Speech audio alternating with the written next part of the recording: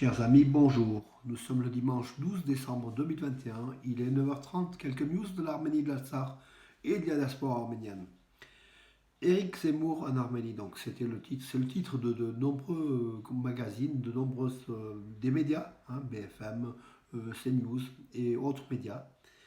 Donc, Éric Zemmour qui est parti en Arménie hier soir, donc hier en fin d'après-midi. Il a été rejoint par Philippe de Villiers à l'aéroport Roissy en direction d'Erevan. Donc ils sont partis tous les deux avec une équipe en Arménie, à Yerevan. On a eu l'occasion de voir donc effectivement sur certaines chaînes de télévision du direct depuis Yerevan, depuis la rue,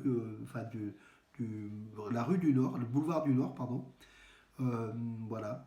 Euh, donc il était au chevet donc, de la première nation chrétienne, l'Arménie, comme il dit, qui a un problème, qui est en guerre contre l'Azerbaïdjan à propos du Haut-Karabakh. Euh, Est-ce que ce soutien de l'Arménie est un coup électoral de Zemmour? Bien sûr, la réponse est évidente. Mais est-ce que les Arméniens ont un bénéfice de cela? À chacun de répondre. Moi, je pense que oui, le fait de montrer déjà l'Arménie, de ne pas faire oublier l'Arménie aux yeux des médias internationaux, surtout dans une campagne présidentielle en France, c'est quand même important. Valérie Pécresse va s'y rendre aussi. Moi, je trouve que c'est important que tous les candidats se rendent en Arménie, donc au chevet de cette chrétienté arménienne. L'Arménie comment dirais-je, qui est la victime de l'Europe dans cette partie avancée de la civilisation européenne, donc au Sud-Caucase, et qui fait face à des ennemis hostiles. Mais bon, comme j'ai dit hier, ne soyons pas manichéens, ce n'est pas islam contre chrétienté.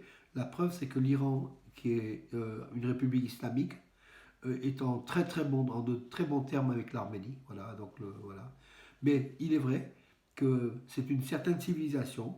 Les Arméniens ont toujours défendu cette civilisation judo-chrétienne occidentale, par la chrétienté, aux confins de l'Europe.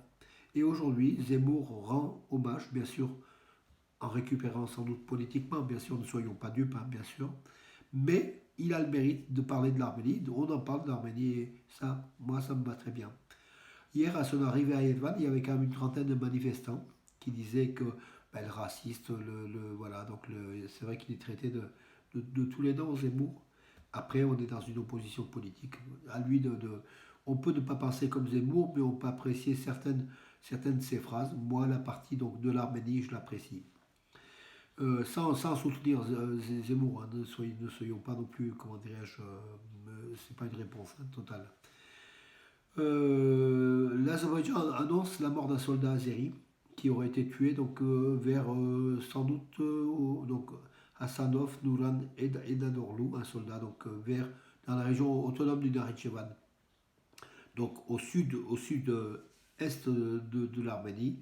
Il a été sans doute donc tué lors de tirs entre Arméniens et Azéris au Nakhitchevan.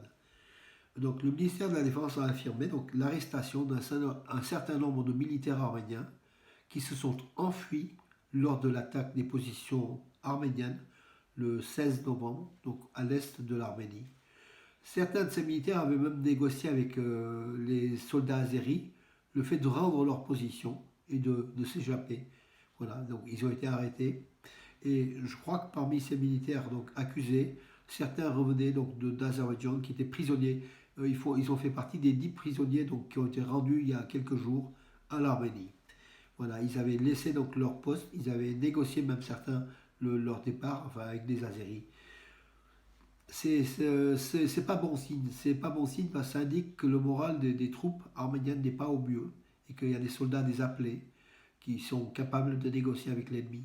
Voilà, donc euh, en général, on est fier de notre armée, on est fier de notre capacité de défense, on est fier de l'héroïsme de nos soldats. Mais il faut quand même le dire aussi, certains soldats sont soit manipulés, soit qui. Il y a une tension dans cette armée. Il y a une tension dans cette armée. Voilà, donc ils ont fui leur position au lieu de se sacrifier jusqu'au dernier face à l'ennemi qui attaque une position sur le territoire de l'Arménie. J'en dirai pas plus, voilà mes amis. Donc, parution à Yerevan d'un livre en arménien, le rôle de la religion dans la réalisation du génocide arménien. Donc c'est un ouvrage de Shushan Ratchatorian et elle affirme avoir mis dans cet ouvrage des documents inédits sur le rôle justement de la religion lors du génocide des Arméniens, religion des Turcs contre les Arméniens. Est-ce que, bon, la question, est-ce que le fait les Arméniens auraient été musulmans, est-ce qu'ils auraient été génocidés? Peut-être, c'est peut-être une mauvaise question, puisqu'on a vu le cas des Kurdes qui ont aussi été massacrés alors qu'ils sont musulmans. Enfin, tout n'est pas blanc, tout n'est pas noir, mes amis. Donc, faisons attention à être sectaire, à ce sectarisme donc blanc contre noir ou noir contre blanc. C'est jamais clair, souvent c'est gris, mes amis. Donc, en politique, en économie, en histoire, voilà. Écoutez, j'ai terminé pour aujourd'hui. Vous voyez, donc je suis encore toujours en phase de convalescence, fatigant, c'est très fatigant. Voilà. Et je vous laisse, je vous donne rendez-vous à demain, mes amis. À demain.